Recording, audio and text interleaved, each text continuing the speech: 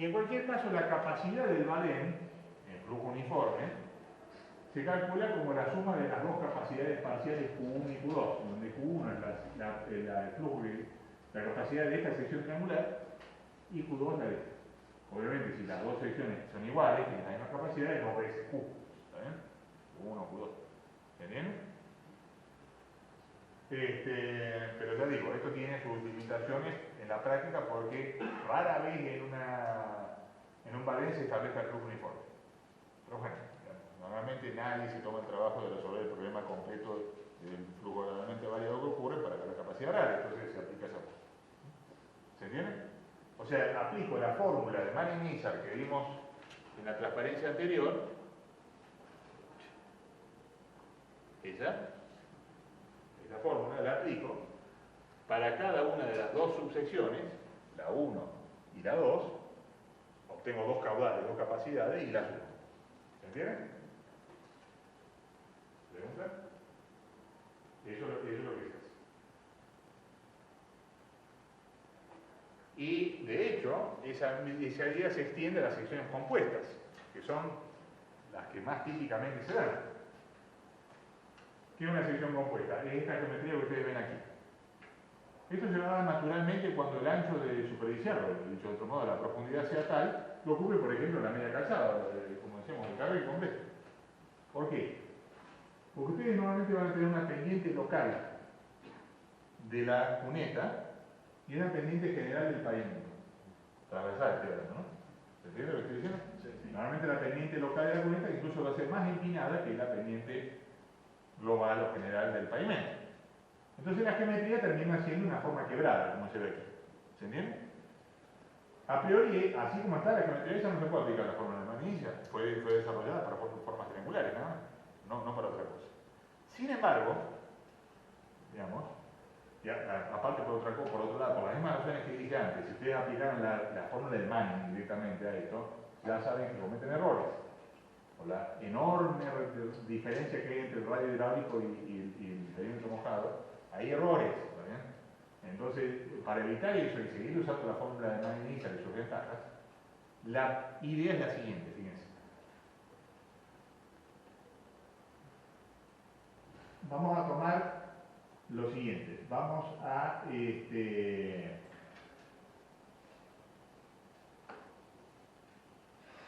prolongar esta forma del fondo que está aquí, esta pendiente longitudinal local, transversal local que tengo aquí, hasta que intersecte la superficie. ¿Está bien? Eso da una sección 1, que es la que se ve acá. A partir de aquí, que empieza la línea de trazo, ya en realidad esto no existe, esto es mentira. ¿Está bien? ¿Estamos ahí?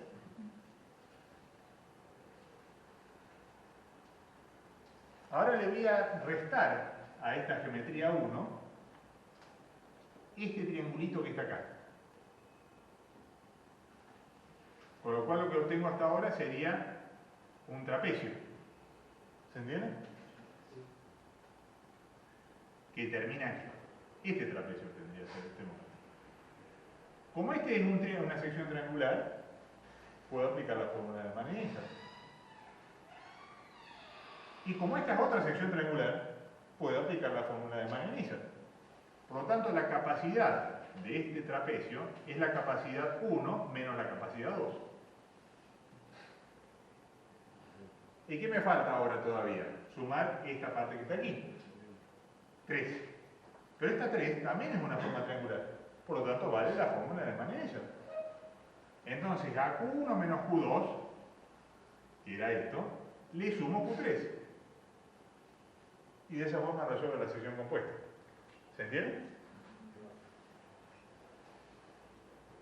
¿Qué ventaja tiene eso? Bueno, que en realidad lo que tienen que hacer es aplicar 3 veces la fórmula de Manning-Nizar y siguen teniendo sus ventajas. Y por otro lado es bastante intuitivo, ¿no? Así, porque es cuestión de sumar o restar áreas para componer la geometría compuesta. ¿Está claro? Y esta es una sección muy típica, como les digo, ¿no? Porque en cuanto al nivel, fíjense que si el nivel del agua fuera tal que el ancho superficial no supere el ancho de la cuneta, esto sería una forma triangular simple. Por ejemplo ahí. Pero cuando el nivel de inundación es tal que ocupa el ancho de la calzada o una parte de ella, por la media calzada, Bueno, seguramente se van a encontrar con esto, porque la pendiente local transversal de la cuneta siempre es mayor a la pendiente transversal del pavimento. ¿Se entiende? Entonces la forma compuesta es muy típica. ¿Pregunta? Estas cosas que estoy mencionando, repito, se van a cansar de repetir y de hacerlas cuando hagan el trabajo, ¿no? El trabajo final. Se van a encontrar permanentemente con esta situación. A todo esto,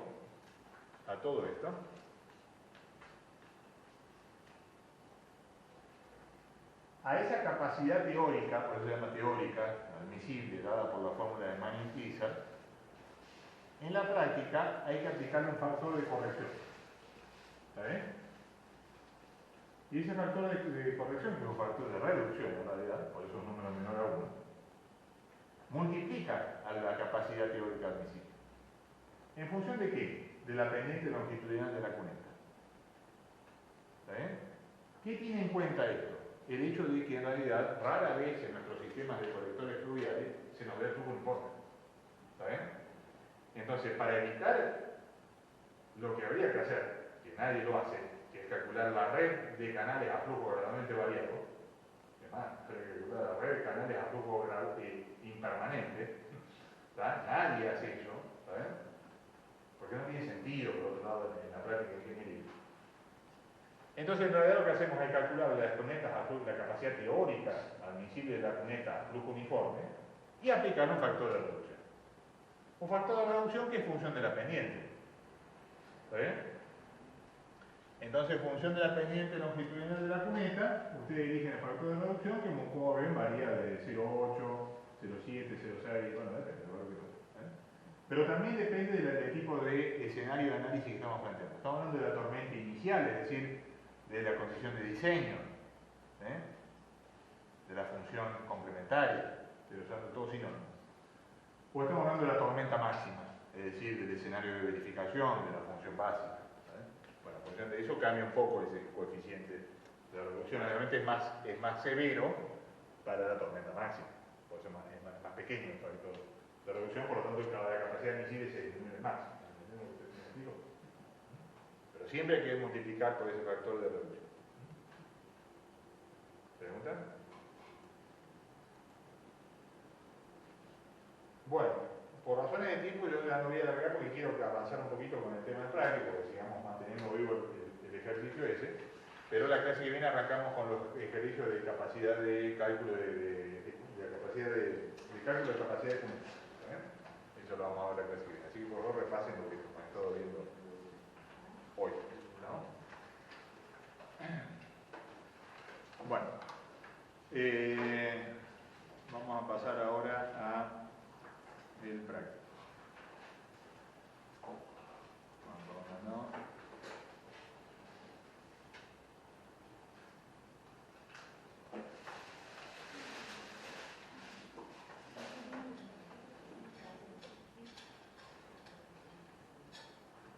Bueno, habíamos quedado acá. Habíamos quedado en el diseño preliminar del loteo. ¿Está bien? Donde, bueno, en base a unas restricciones de diseño, ancho de calles, lados mínimos y máximos de manzana, bueno, ese es obviamente la forma del terreno, decidimos, bueno, para bien dado eso, la distribución de las calles y el almacenamiento. ¿Está bien? Siempre, como dijimos, previendo que tengo que reservar un espacio para la laguna de detención, que va a ocupar el lugar más bajo del lote, ¿está bien? Por razones obvias, y que además esa área a ocupar cuenta a los fines de cumplimentar el porcentaje mínimo de áreas verdes o áreas no construidas o públicas que debemos exigir. Siempre tengamos en cuenta eso. También dije, y vuelvo a repetir porque esto es un punto crítico, y muchas veces un punto donde se encuentra con un problema después porque tiene que volver a hacer todo de vuelta, que hay que ser cuidadoso en la elección de la ocupación de la laguna de detención, o dicho de otro modo, que hay que ser cuidadoso en la elección de cuál es la curva de nivel que voy a elegir para delimitar la laguna. ¿Por qué? Porque dependiendo de qué tan acertada sea esa elección, me puedo tener que evitar tener que rediseñar el loteo, con el consecuente problema del trabajo que implica ello, ¿no? Digo, yo voy a dar una forma de laguna inicial. De suponer una cota y por lo tanto una profundidad máxima de esta laguna. Que obviamente queda condicionada por la forma natural del terreno, pero que ya vamos a ver, eventualmente se puede, a diferencia de lo que del embalse que estudiaron en obras hidráulicas, esta sí le podemos dar la forma que queremos nosotros dentro de los límites. Si hace falta volumen, se cava, volumen no profundidad. A menos que tenga un cuerpo receptor muy bajo que puede estar profundidad. Puedo excavar acá y aumentar el área, el volumen, ¿está bien? Hasta un límite, obviamente. Por lo pronto el lote. ¿Me explico? Si le acierto, y cuando hago después porque ¿qué sigue después de esto? Bueno, ahora definir las cuencas urbanas, hacer el cálculo con torreciones modificadas, eventualmente poner cálculo de bocas de cunetas como estamos viendo ahora, ubicación de las bocas de tormenta, cálculo de bocas de tormenta, ubicación de los conductos, cálculo de los conductos, tránsito de las hidrogramas hasta la laguna, sumo todos los hidrogramas desde la entrada de la laguna, defino las obras de descarga de la laguna, la primaria y la de emergencia, la laguna primaria, hacemos el movimiento del embalse de la laguna, hidrograma que entra, hidrograma que sale, nivel máximo de la laguna, me da como respuesta ese cálculo. Ese nivel máximo de la laguna coincide con la curva que yo elegí acá, y ahora viene la pregunta del millón. ¿Por qué? Porque si coincide o está por debajo, o no muy por debajo, bueno, tuvo una buena corazonada.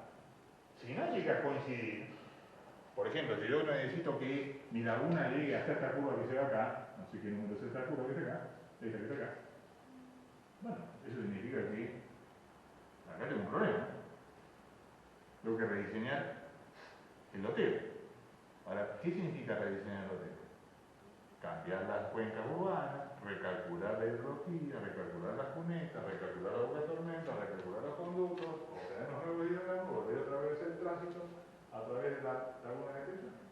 ¿Me explico lo que estoy diciendo? Que a todo esto tiene que satisfacer el caudal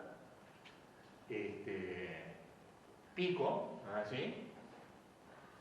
Que habíamos visto en las condiciones actuales. Entonces está todo basado con, no digo alarde, con pelos microscópicos también. O sea, la primera cuestión, esto se va al diablo y aquí está de vuelta, lamentablemente. Y esto normalmente suele ser tanto más frecuente cuanto menos de estos diseños de ADN. Que, salvo que alguien me corrija y me lo justifique, hasta ahora ninguno. Por lo tanto, va a ser su primer diseño de drenaje explorador urbano y como consecuencia de la alta probabilidad de que ese camino de vuelta tenga que pegar. Ojalá que no, pero bueno, cuidado. También está mal decir, bueno, voy a ocupar todo el lote, es una exageración, no me queda nada para vender, entonces esto es un proyecto que no le interesa a nadie. ¿Está bien? Obviamente, si fuera por el dueño del lote, ninguna laguna. ¿Está bien? Pero como está la restricción de que tenemos que evacuar en unas condiciones que no alteren el escurrimiento original del lote, bueno, la laguna tiene que estar. O alternativamente, bueno, proponer medidas de tratamiento de una fuente como veremos en la última unidad, pero eso es difícil todavía en nuestra idiosincrasia. Entonces, suponiendo que seguimos adelante, bueno, haber establecido el loteo, digamos, la forma del almacenamiento, las calles, etc. Bueno, lo que sigue ahora es delimitar y caracterizar cuencas y subcuencas. Puse la topografía, ahora ya tengo una red de calle que me establece los flujos, tengo que dibujar los patrones de escurrimiento, el plano de la red de escurrimiento, y a partir de ello delimitar cuencas y subcuencas con los criterios que hemos visto. ¿De acuerdo? Uno simplificado que eran ángulo a 45 grados, otro un poquito más sofisticado teniendo en cuenta la topografía, y otro mucho más sofisticado que no aplica en este caso, que era teniendo en cuenta, bueno, la realidad de la delimitación de los lotes, es decir, si hay muros existentes, etc. Pero como esto se supone que es algo nuevo, ese no aplica a todo. ¿Se entiende? Entonces tenemos que recurrir a los dos filtros, alguno de los dos filtros. Si no saben de lo que estoy hablando, hay que agarrar y repasar la materia cuando hablamos de delimitación de cuencas urbanas. ¿Qué hay que sacar en cada una de esas subcuencas que vamos a reconocer? El área, por supuesto, y el porcentaje de impermeabilización. Y ahí hay que tener en cuenta cuáles son las tres fuentes de impermeabilización en nuestras áreas urbanas. Obviamente una son las viviendas. Y eso está limitado por un factor que es el factor de ocupación habíamos dicho que está dado en algún dato. En algún lado por atrás lo dije como un dato. Bueno, no se olvide. ¿Está? Mucho más al principio.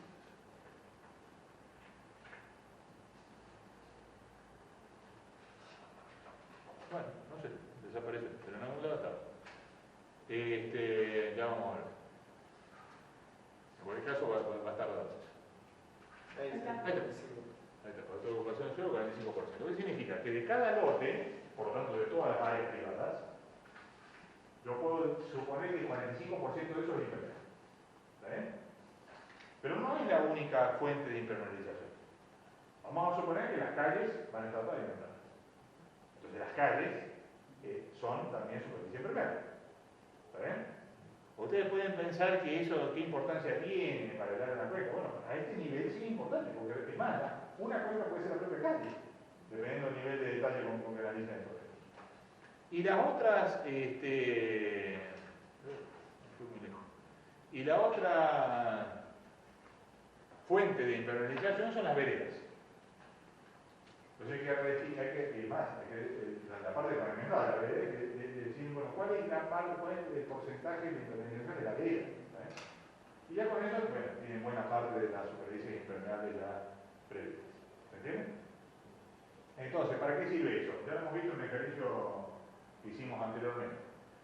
En función del C de las áreas permeables, y hay que ver si área de parque o área de calle de tierra, que vamos a ver en este caso, bueno, un C del área permeable. Y el C del área impermeable, que es 1, y su porcentaje en proporción del área, obtienen, calculan el C ponderado de la cuenca, ¿se entiende? ¿Me explico? Por eso es importante esto, para el cálculo del coeficiente C. O sea, el coeficiente C va a ser distinto entre las cuencas, no tanto por el tipo de suelo que es el mismo en todo el terreno, sino por el grado de permeabilización. ¿Comprenden? Ahí radica la diferencia de los. Luego de delimitar las cuencas y subcuencas y trazar cunetas y canales, las cunetas, bueno, las establecen las propias calles, eventualmente si hace falta canales que concentren el flujo para llevarlo a la laguna, y en cualquier caso hay que determinar longitudes y pendientes, pendiente longitudinal. Por eso es importante la topografía entre las esquinas, para medir la longitud, la desnivel y la pendiente. ¿Estamos? O sea, pendiente, como hemos visto en la fórmula de Manning-Lisa, que es una de las variables que define la capacidad de flujo. ¿Verdad? Y eso hay que hacerlo cuadra por cuadra, calle por calle. ¿Vale? Tiempo de concentración de su cuenca. Bueno, hay que tener en cuenta el flujo mantiforme y encauzado. Hemos hecho un ejercicio bastante detallado respecto. La primera parte del flujo mantiforme, normalmente alguna fórmula empírica, fórmula sigmática, mejor aún todavía. Y después, un flujo encauzado en la cuneta, donde aplican el método cinemático. Longitud sobre velocidad.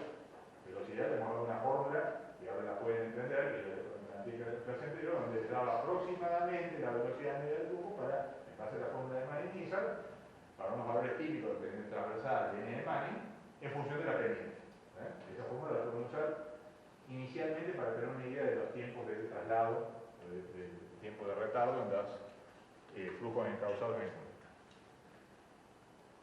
Y sumarlo al flujo mantiforme, al tiempo de concentración del flujo mantiforme para obtener el tiempo de concentración de la cuenca completa, que es el objetivo.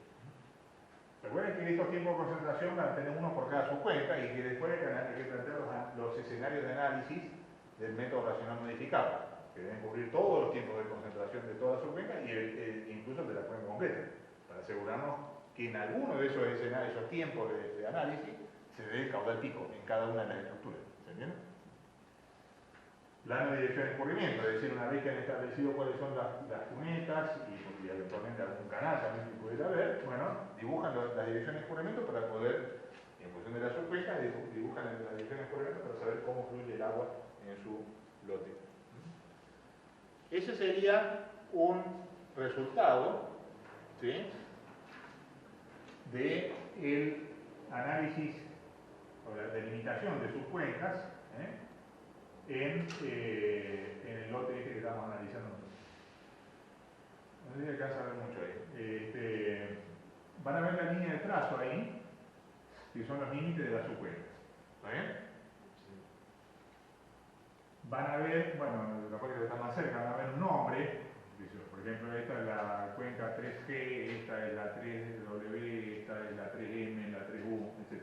Hay algunas que son muy pequeñas, ¿no? Por ejemplo, la calle, y otras que son más grandes. Fíjense que utilicé la delimitación un poquito más elaborada en función de la topografía. ¿De acuerdo? Había aquí un retiro de 10 metros, donde estaba la pendiente del terreno, pero yo aseguraba que hay un anteo del terreno para asegurar que el flujo vaya hacia la casa. La línea, la flecha en realidad esa que ven ahí, que puede ser una o varias quebradas así, ¿sí? Indica la dirección preponderante, la línea preponderante de flujo manifold. Esa tiene que ser una línea que más o menos sea perpendicular a la curva de nivel. La van dibujando perpendicular a la curva de nivel. Si es una línea recta, bienvenido. Y si no, bueno, como acá, la pueden quebrar. ¿Para qué sirve esa longitud? Bueno, para determinante por concentración, por ejemplo. ¿Sí? Si quieren aplicar el método del reservorio no lineal, entonces necesitan el W, ¿se acuerdan del primer ejercicio que hicimos el ejercicio? ¿Sí? Bueno, dividen el área de la cuenca por esa longitud y obtienen el W equivalente. ¿Está bien? Digamos, esa longitud es un tema importante. Y no solamente la longitud, sino la pendiente. Entonces tienen que determinar de esa línea cuál es la cota superior y cuál es la cota inferior. Con la cota superior y la cota inferior, en base al mapa de curva de nivel, y la longitud obtienen la pendiente, esa es la pendiente media de la cuenca. ¿Se entiende? A falta de métodos más sofisticados que los hay. Pueden hacer eso. ¿Se entiende? Para este tipo de, no sé si alcanzan a ver acá, hay una cuenca muy pequeña, fíjense, una cuenca que drena a esta calle solamente por el alteo de estos cuentistas, nada más. En una faja muy chiquitita aquí, ¿está bien? Sí. Y la longitud, obviamente, es la perpendicular. Acá ya no le presto atención a la topografía. Si esto es un alteo, entonces quiere decir que el agua va hacia la calle. Por lo tanto, la longitud es este ancho. Y es pequeño. ¿Se entiende?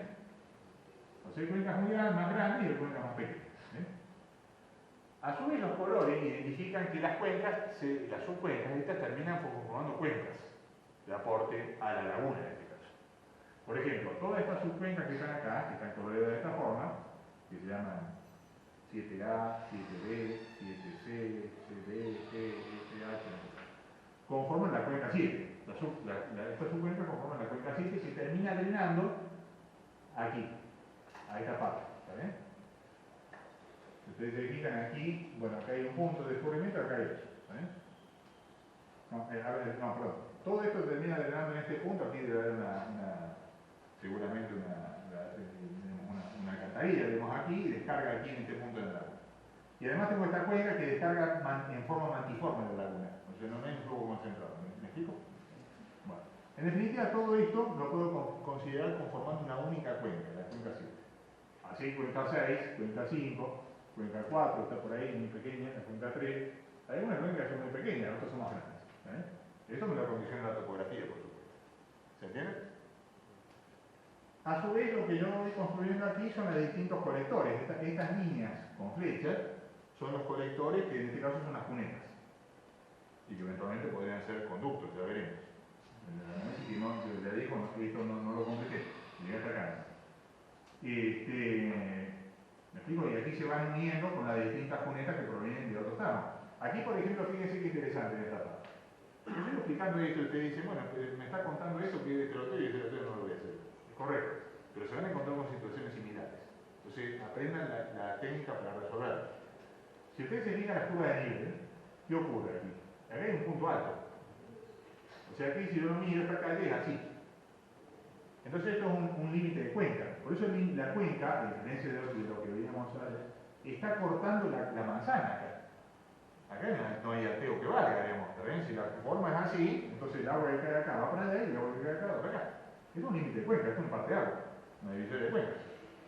Que en este caso coincide con el eje de la calle. No sé si alcanza a ver el detallito ahí. Si quieren pueden dibujarlo más grande o dibujar el archivo de la.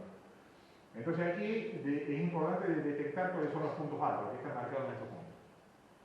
¿Está bien? Porque esos puntos hacen que sea una historia, una cuneta para allá y otra cuneta para acá. Es más, lo más probable es que tengan pendientes diferentes, longitudinales diferentes. ¿Me explico?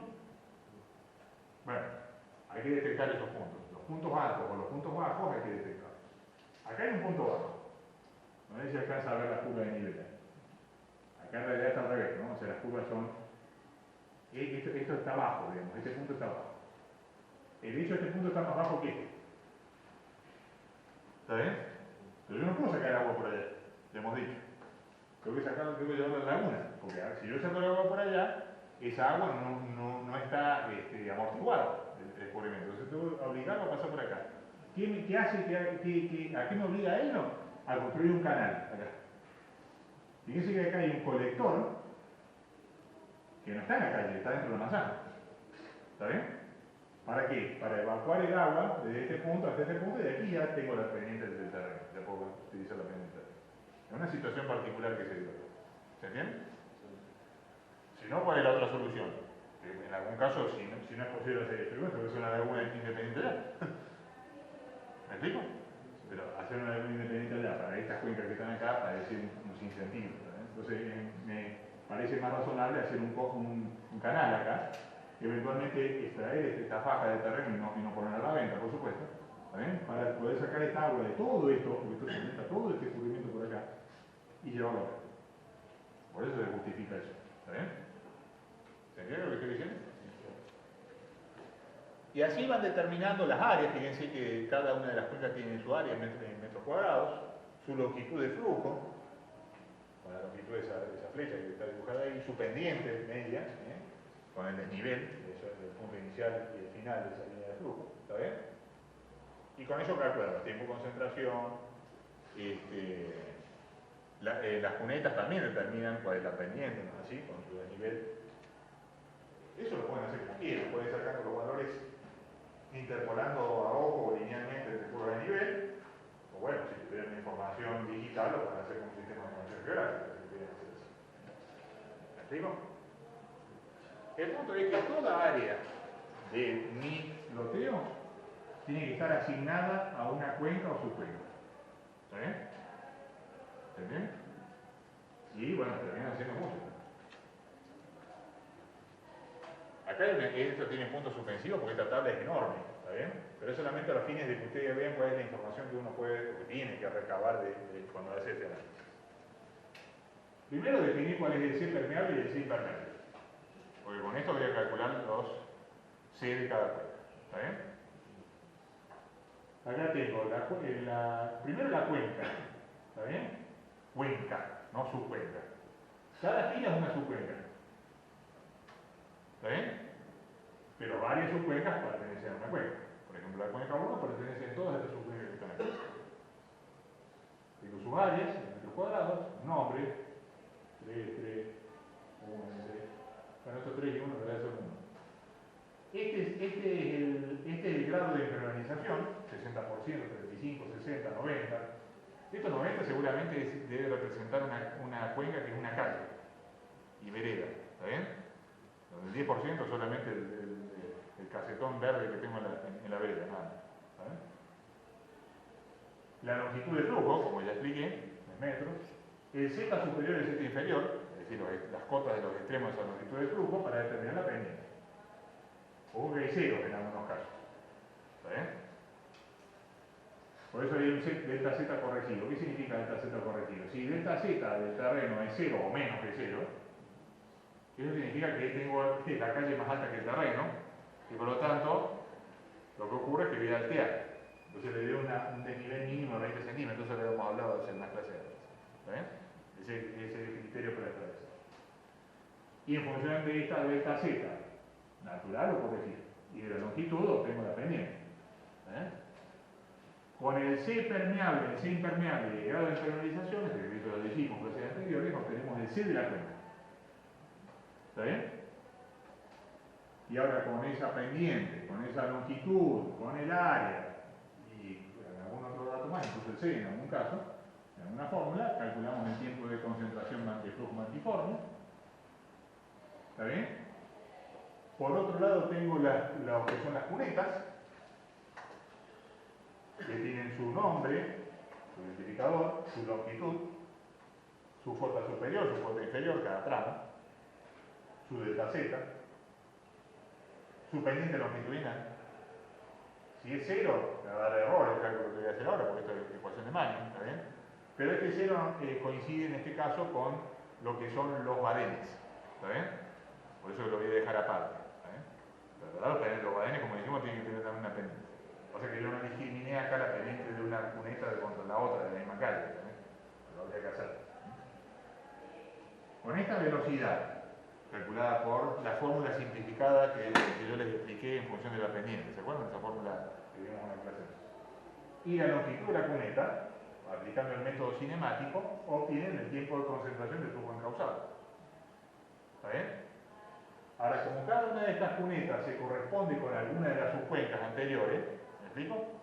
El tiempo de concentración total de la cuenca es la suma del tiempo mantiforme más el correspondiente tiempo causado. Hay que ver quién es con quién. Hay que mirar la topología de la red, o sea, cómo se conecta, ¿no? Por ejemplo, ¿qué es eso?